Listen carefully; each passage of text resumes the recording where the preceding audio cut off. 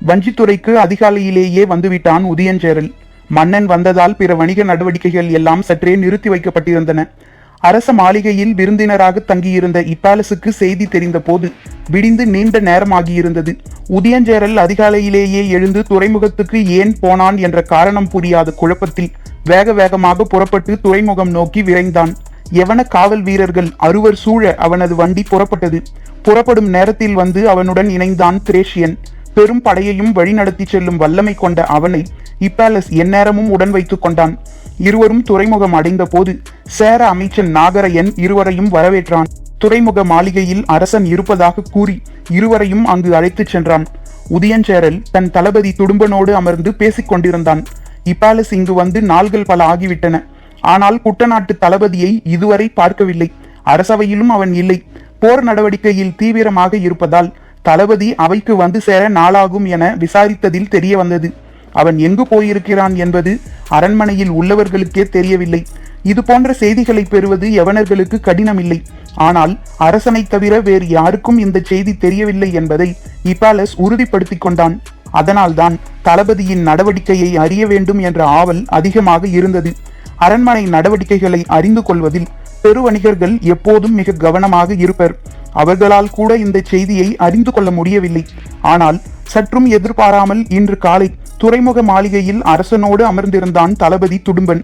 இப்பேலஸும் திரேஷியனும் இன்றுதான் அவனை முதலாக பார்க்கின்றனர். முதல் தோற்றத்திலேயே அவன்தான் குட்டநாட்டு தளபதி என்பதை அவர்களால் ஊகிக்க முடிந்தது. திரேஷியன் போல மிக உயரமான உருண்டு திரண்ட உடலமைப்போடு இருந்தான் துடும்பன். யவன விருந்தினரை எழுந்து வணங்கினான். இப்பேலஸ் மன்னனுக்கு முகம் கூறி இருக்கையில் அமர்ந்தான்.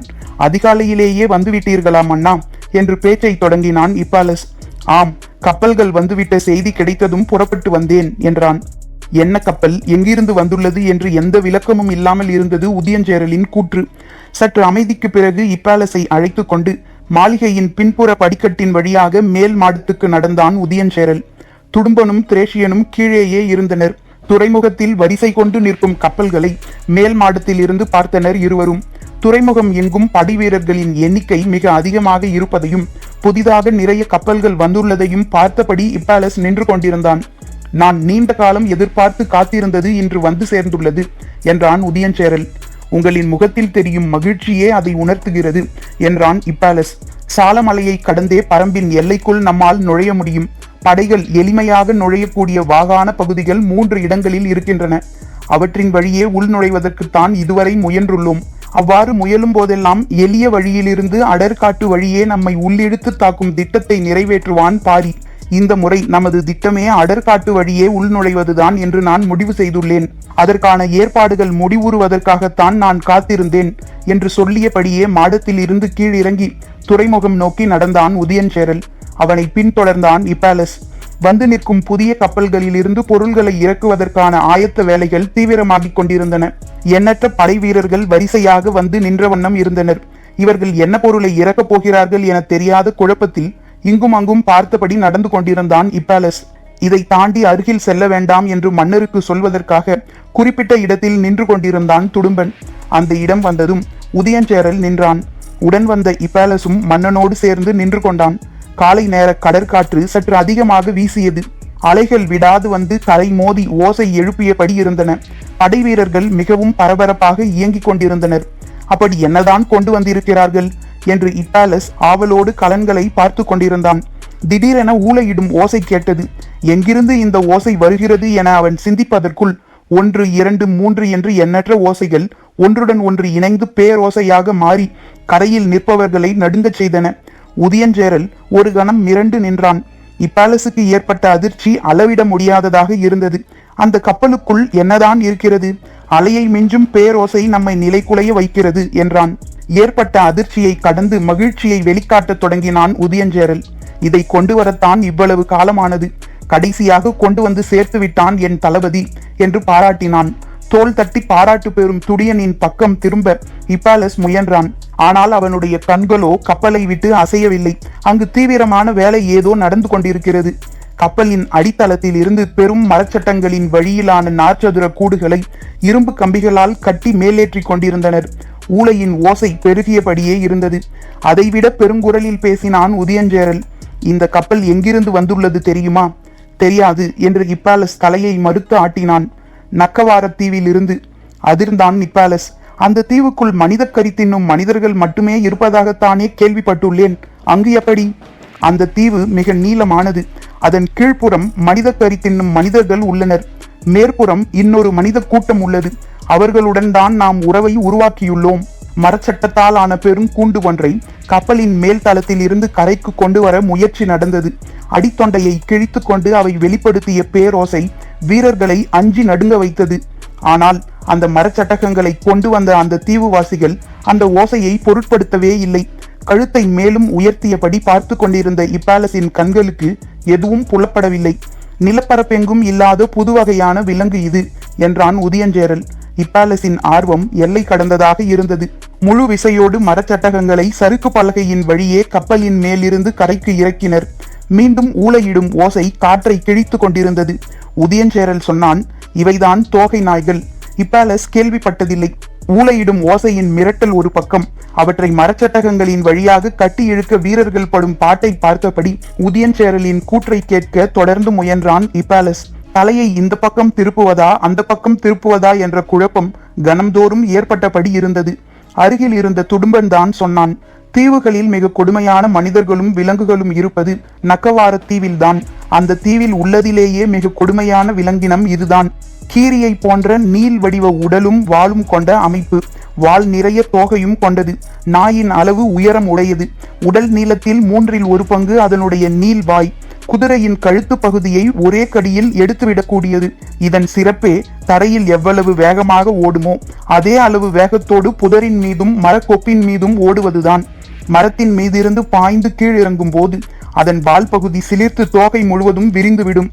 பெரும் ஊளையோடு மரத்தின் மீதிருந்து விரிந்த தோகையோடு பாய்ந்து இறங்கும் இதை பார்த்தால் எப்படையும் சிதறி தெரிக்கும்.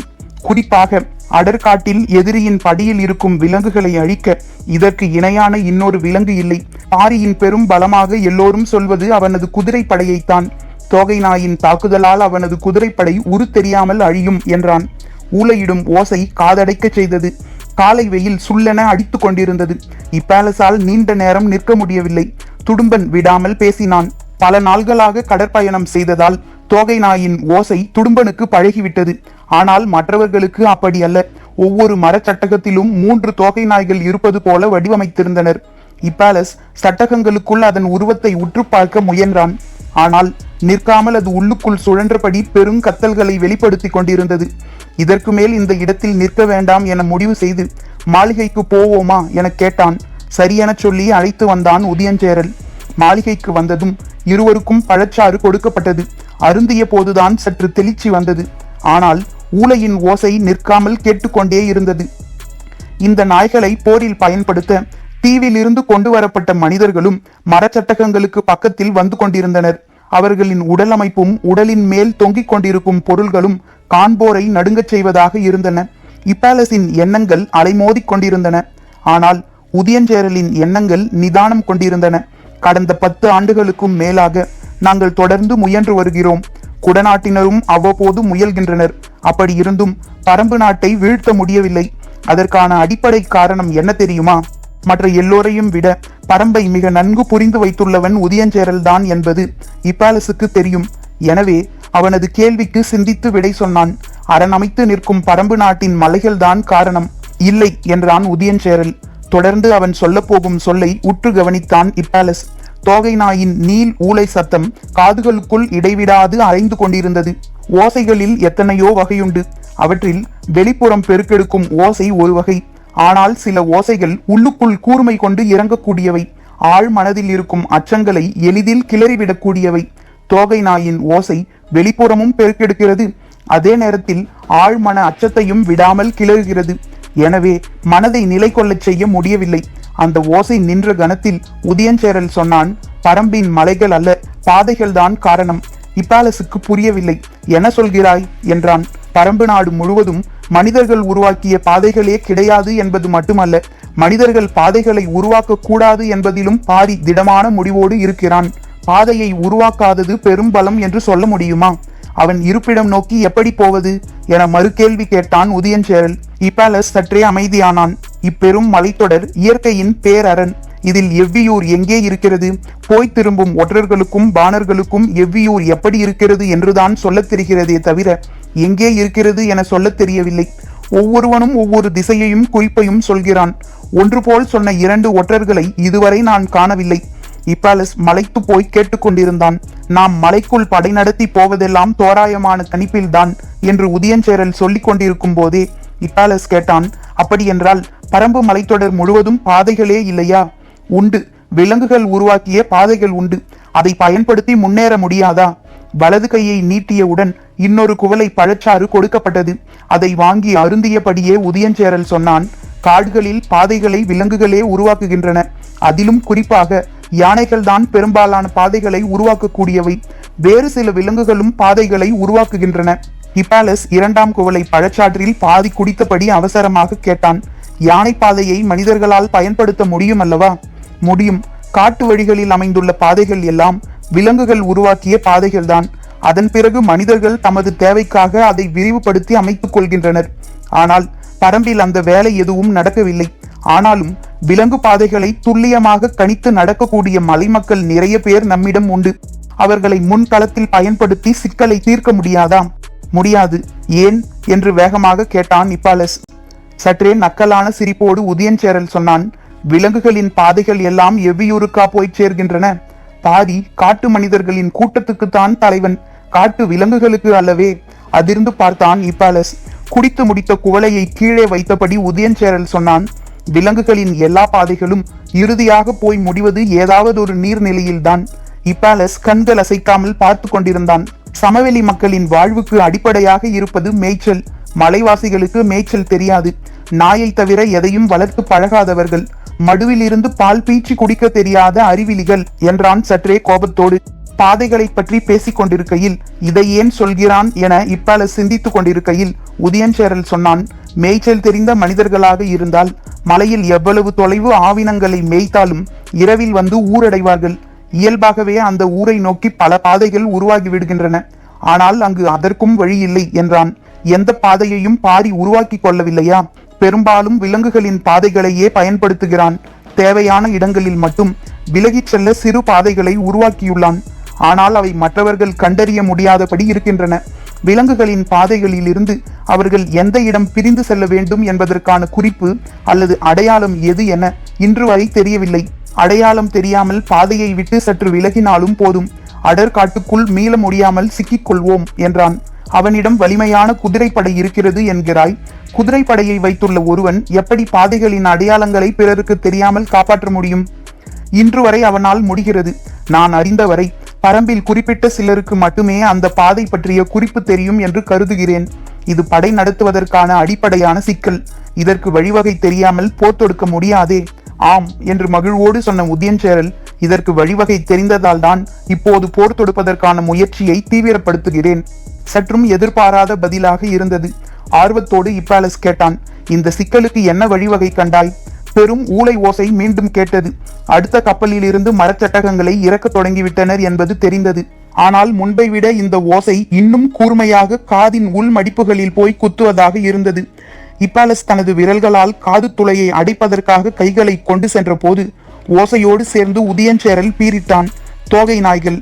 ஆமாம், தோகை நாய்கள் தான் கத்துகின்றன. இதை ஏன் மீண்டும் மீண்டும் சொல்கிறான் என்று இப்பாலஸ் எண்ணிய போது கேள்விக்கான விடையாக இதை சொல்கிறான் என்பது புரிந்தது. ஆத்திரம் கலந்த ஆர்வத்தோடு முன்பல்லை கடித்துக் கொண்டே உதயஞ்சேரல் சொன்னான், முன்கள தோகை நாயை பரம்பின் குதிரைப்படையின் மீது ஏவிவிட்டால் அது குதிரைகளின் குரல் வலையை அறுத்தெறியும். இது என்ன வகை விலங்கு? இதை எப்படி வீழ்த்துவது என தெரியாத குழப்பத்தில் குதிரைப்படையின் வேகம் கட்டுப்படுத்தப்பட்டு பின்வாங்க தொடங்குவார்கள் எதிரிகள். திரும்பிச் செல்லும் குதிரைகளை பின்தொடர்ந்து கடைசி வரை போகக்கூடியது தோகை நாய். அடற்காட்டுக்குள் மறைந்தபடி தொடரும் தோகை நாயை எளிதில் அவர்களால் வீழ்த்திவிட முடியாது. குதிரைப்படைகள் போய் சேரும் கடைசி எல்லை வரை ஒரு தோகை நாய் போய் சேர்ந்தால் போதும். கைவசம் இருக்கும் மீத தோகை நாய்கள் அதன் வாசனை பிடித்தே எந்த எல்லைக்கும் போய்விடக்கூடியவை. குதிரைப்படையின் அழிவும் எவ்வியூர் நோக்கிய வழியும் ஒருங்கே நமக்கு கிடைக்க உள்ளன. இந்த புதிய விலங்கின் எதிர்பாராத தாக்குதல் எதிரிகளை நிலைகுலையச் செய்துவிடும். அவர்களின் தாக்குதலால் தோகை நாய்கள் சில மரணிக்கலாம். ஆனால் அவர்களின் குதிரைகளை முழு முற்றாக இவற்றால் அழிக்க முடியும். இவற்றின் குருதி தாக வேட்டை எதையும் மிச்சம் வைக்காது. இப்பாலஸ் வியந்தபடி கேட்டுக்கொண்டிருந்தான். தோகை நாயின் ஓசையை விட ஆழத்தில் இறங்கிக் கொண்டிருந்தது உதயஞ்சேரலின் குரல். அவனது நுட்பமான திட்டமிடுதல் இப்பாலஸை திகைப்பிலிருந்து மீள முடியாமல் செய்து கொண்டிருந்தது. மாலை அரண்மனைக்கு வாருங்கள், எனது முழு திட்டத்தையும் விளக்குகிறேன் என்று சொல்லி விடைபெற்றான் உதயஞ்சேரல். துறைமுகத்தில் இருந்து வஞ்சிமா நகரின் விருந்தினர் மாளிகைக்குள் நுழைந்தான் இப்பாலஸ். பகல் உணவு ஆயத்தமாக இருந்தது. ஆனால் அவனது எண்ணங்கள் உதயஞ்சேரலின் தீர்மானமான குரலில் இருந்து விடுபட முடியாதபடி இருந்தன. நீண்ட நேரம் கழித்துதான் உணவருந்த வந்தான். அவனது வருகைக்காக திரேஷியன், எபிரஸ், கால்பா, பிலிப் ஆகிய 4வரும் காத்திருந்தனர். உணவு மேசையிலும் அவனது வியப்பின் குரல் தொடர்ந்தது. உணவருந்திவிட்டு மீண்டும் பேசினான். பாண்டியனின் செல்வச் செழிப்பையும் படையின் வலிமையையும் ஒப்பிட்டால் சேரனின் வலிமை சிறியதுதான். ஆனால் பரம்பை கைப்பற்றும் திட்டத்தில் சேரன் பெற்றிருக்கும் அனுபவமும் அவனது அறிவு நுட்பமும் பெரும் வியப்பில் ஆழ்த்துகின்றன. பாண்டிய பெரும்படை கீழ் திசையிலிருந்து முன்னேறும் போது சேர அரசர்கள் இருவரும் ஒருங்கிணைந்து தாக்குதல் திட்டத்தை முன்னெடுத்தால் பரம்பின் அரசனால் சில நாள்களுக்கு கூட தாக்குப்பிடிக்க முடியாது என்றே கருதுகிறேன் என்றான் இப்பாலஸ். எபிரஸ் பேசத் தொடங்கினான். வழக்கமாக இது போன்ற பேச்சுகளில் மாலுமி கருத்து சொல்வது கிடையாது. ஆனால் இங்கு இருக்கும் யாரையும் விட தமிழ் துறைமுகங்களுடனும் மன்னர்களுடனும் மிக நீண்ட கால பழக்கம் கொண்டவன் அவன்தான். எனவே அவனது கருத்துக்கு இப்பாலஸ் மிகுந்த மதிப்பு கொடுப்பான். எபிரஸும் எளிதில் பேசக்கூடியவன் அல்லன். ஆழ்கடலின் அமைதி எப்போதும் அவனுள் குடிக்கொண்டிருக்கும். மிகச்சில நேரங்களில்தான் அமைதியை கலைப்பான். சேர அரசர்களான குடநாட்டு மன்னனும் குட்டநாட்டு மன்னனும் எத்தனையோ முறை பரம்பின் மீதான தாக்குதலை நடத்தியுள்ளனர். ஒவ்வொரு முறையும் இதுபோல புதிய உத்திகளை கண்டறிந்து அந்த நம்பிக்கையில்தான் தாக்குதலை தொடங்குகின்றனர். ஆனாலும் அவர்களால் தொடக்க கட்டத்தை கூட தாண்ட முடியவில்லை என்று மட்டும் சொல்லி நிறுத்தி கொண்டான் எபிரஸ். அது உண்மையாக இருக்கலாம். இப்போது முழுவீச்சில் இறுதி போருக்கு ஆயத்தமாகிவிட்டார்கள். பாண்டியனும் பரம்பை நோக்கி படையை கிளப்ப போகிறான் என தெரிந்ததும் நிலைமையை இன்னும் தீவிரப்படுத்தியுள்ளனர். ஏனென்றால் அதன் பலன் தங்களுக்கே கிட்ட வேண்டும் என்று அவர்கள் மிக உறுதியாக உள்ளனர். இந்த படையெடுப்பை பற்றி முழுமையாக விளக்கத்தான் இன்று இரவு என்னை அழைத்துள்ளான் என்றான் இப்பாலஸ். அவர்கள் தொடர்ந்து பேசியபடி இருந்தனர். இரவு கவியத் தொடங்கியது. அரண்மனையின் அழைப்புக்காக ஆவலோடு காத்திருந்தான் இப்பாலஸ். அதுவரை அவனோடு பேசிக் கொண்டிருந்தனர் மற்ற 4வரும். பொழுது நீண்டு கொண்டே போனது. அழைப்பு ஏதும் வரவில்லை. காரணமும் புரியவில்லை. ஆனாலும் காத்திருந்தான். மிகுந்த உற்சாகத்தோடு உதயஞ்சேரல் சொல்லிச் சென்றானே, பிறகு ஏன் இன்னும் அழைக்காமல் இருக்கிறான் என்று சிந்தித்தபடி இருந்தான் இப்பாலஸ். முன்னிரவு முடியும் நேரம் நெருங்கிவிட்டது. இனி அழைப்பு வர வாய்ப்பில்லை என தெரிந்து தூங்கச் சென்றனர். இப்பாலஸால் தூங்க முடியவில்லை. உதயஞ்சேரல் சொன்ன செய்திகள் பலவும் நினைவில் வந்து கொண்டே இருந்தன. தோகை நாய்களின் ஊளையை உதயஞ்சேரலின் குரல் விஞ்சியதை அவன் மனதுக்குள் மீட்டியபடியே இருந்தான். ஆனாலும் அவனது நினைவு பரப்பு எங்கும் தேவாங்கின் முகமே பரவியிருந்தது. பெருங்கடலுக்கு நடுவே நாவாய்களுக்கு திசை காட்டி அழைத்துச் செல்லும் அதன் ஆற்றல் அவனை விடாது தூண்டிக்கொண்டே இருந்தது. நீலக்கடல் எங்கும் குறுக்கும் நெடுக்குமாக நாவாய்கள் கடந்து கொண்டிருக்கும் காட்சி அகல மறுத்தது. இமை மூடும் போதெல்லாம் தேவாங்கின் வட்டக்கண்கள் அவனை எட்டி பார்த்தபடியே இருந்தன. பொழுது விடிந்து நெடுநேரம் ஆன போதும் அவன் அறையில் இருந்து எழுந்து வரவில்லை. மற்ற 4வரும் அவனுக்காக காத்திருந்தனர். நடுப்பகலில்தான் எழுந்து வந்தான். அப்போதுதான் அரண்மனையில் இருந்து வரச் சொல்லி அழைப்பும் வந்தது. வேக வேகமாக புறப்பட்டு போனான். அரசவைக்குள் நுழையும் வரை உடன் வந்த திரேஷியன் அவனுக்கான எல்லை அறிந்து நின்று கொண்டான். உள்ளே போன இப்பாலஸால் உதயஞ்சேரலை பார்த்த கணத்தில் அவனது முகத்தில் தெரிந்த குழப்பத்தை உணர முடிந்தது. சற்று அமைதிக்கு பிறகு உதயஞ்சேரல் பேசத் தொடங்கினான். நேற்று மாலை என் ஒற்றர்கள் கொண்டு வந்த செய்தி என்னை பெரும் குழப்பத்தில் ஆழ்த்திவிட்டது. அதனால்தான் உங்களை அழைக்க முடியவில்லை என்றான். இப்பாலஸ் உற்று கவனித்தான். சிங்கன சோழன் பெரும் படையோடு பரம்பின் மீதான போருக்கு ஆயத்தமாகிவிட்டான் என்றான் உதயஞ்சேரல். இப்பாலஸுக்கு புரியவில்லை. சோழன் ஏன் பரம்பின் மீது போர் தொடுக்க வேண்டும்? அதுதான் எனக்கும் புரியவில்லை. இதுவரை பரம்பின் மீது அவர்களுக்கு எந்த பகையும் உருவாகவில்லை. அப்படி இருக்க அவன் ஏன் இவ்வளவு பெரிய ஏற்பாடுகளை செய்து கொண்டிருக்கிறான் என்று கூறிய உதயஞ்சேரல் சற்றே அமைதிக்கு பிறகு சொன்னான். அவனது படையின் தன்மையையும் எண்ணிக்கைகளையும் பற்றி என் ஒற்றர்கள் சொல்லும் கணக்கை என்னால் நம்பவே முடியவில்லை. பரம்பின் குரல் ஒலிக்கும்.